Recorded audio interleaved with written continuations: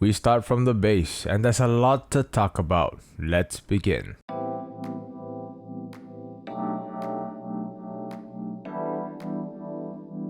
Hello and thank you for clicking on this video. I'll be rounding up the top IEMs are featured on my channel for 2023. This will be part 1 of 2, where for this video I'll be talking about my top picks for budget and mid-fi level IEMs, and the second part I'll finish off from the high to the STRATOS-FI level IEMs. Before I begin, I'd like to note that there are plenty of IEMs out there that I have not reviewed, and this list is simply based on all the IEMs I've featured on this channel ever since I started. So there may be some IEMs that are older, or there may be some IEMs in my list that you may disagree with. This list does not mean the IEM of your choice is bad. It just means that these IEMs that are selected are the ones I personally prefer to listen to. So let's agree to disagree, sit back and enjoy. And with that all out of the way, I'll be talking about my top 2 or 3 IEMs from every price category, starting with the budget fi. However, make no mistake, I understand $100 is expensive to a lot of people. I'm not diminishing that. I'm merely talking in relation to other IEMs in the audio world that can stretch up to thousands of dollars. This is an extremely competitive price bracket, with every quote-unquote budget IEM coming in to one up each other to give you a higher priced sound for the lowest price possible, and is not stopping anytime soon. So starting with my number 3, the 7Hz Soundnotes Clinical 02, coming in at $25. This was a new entry but definitely takes the spot at number 3. A clean yet smooth presentation with a bit of warmth is definitely my preferred IEM compared to its predecessor, the first Zero. For the price, is definitely one that's hard to beat. It definitely proves that not all cheap chi-fi IEMs sound bad, and the 02 definitely sets the bar at this price bracket. Next in my list, my all-time favorite, the SimGod EA500, coming in at $79 US. Clean and clear presentation, rounded bass. This IEM was in my rotation for a long time and I still take them out from time to time. Solid build, very comfortable to wear, and I very much enjoy the sound of this IEM, though it can be a bit too sharp for some people. It could use a little bit more bass if I were to nitpick, but all in all, if you're all about clarity, this is one to consider.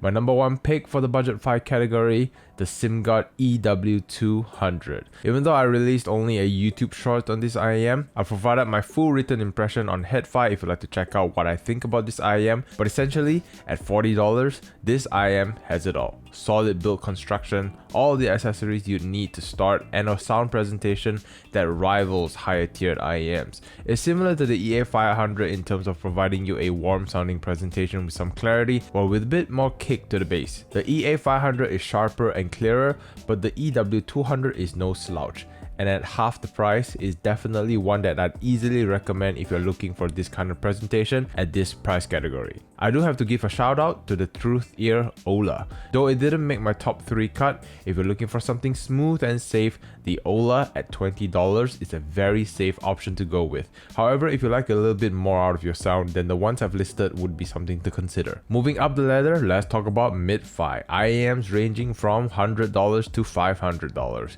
This is a hard category to choose from because there's so many competitors in this space, and I could stretch this list to 5 or more, but if I had to choose only 3, these are the ones that were stuck in my mind. The Kiwi Ears Quintet, coming in at $220. It's the first IEM to have this type of driver configuration and successfully pulling it off, and gotta give credit where it's due. Kiwi Ears went where no company has gone before. It's another clean sounding presentation and is mostly focused on its technicalities. However, it's a bit on the safer side. Vocals are missing a bit of their note weight, and I would pick this IEM whenever I'm listening to instrument focused tracks rather than vocals like orchestral music and the like.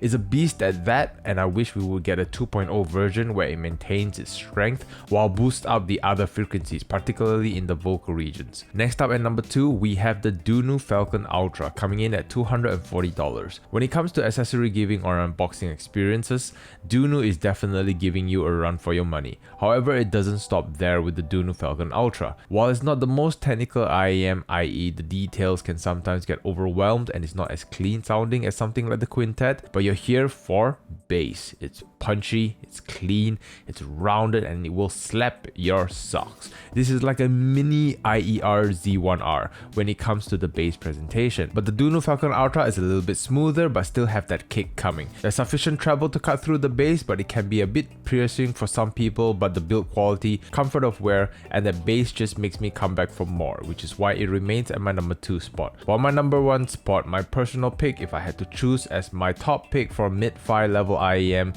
it has to be the Tangzhou Heyday in collaboration with HBB. This is a planar magnetic IEM coming in at $200, and for that amount, you're getting a good amount of accessories, solid metal shells with a beautiful design and color scheme, and most importantly, the sound. Imagine all that I've described for the EW200, but it's a step above.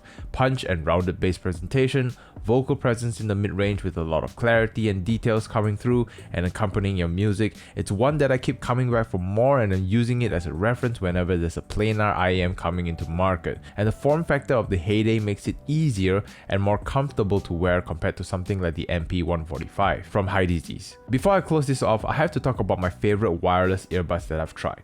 I know I tested a lot of Soundpeats earbuds, but I've also tried the Edifier earbuds and the Gravastar Series Pro and a few different Soundpeats earbuds, but I keep coming back to one, the Soundpeats Capsule 3 Pro. The form factor coupled with its features like battery life, software customization makes this earbud extremely versatile with a sound that you can tune to your preference. It's lightweight, with the ear tips it fits securely, and even after testing many other wireless earbuds, the Capsule 3 Pro is still the one that I carry around and use on a daily basis. If you reached to this portion of the video, thank you all very much for staying through and watching the video. I truly appreciate it. I'm sure some may disagree with some of these picks above, so I'd like to know your picks for each category. Share with me in the comment section down below, and stay tuned for my next video where I tackle the big boys, where we talk about the high, summit, and STRATOS-FI level IEMs. With that all said, until the next video, take care and happy listening.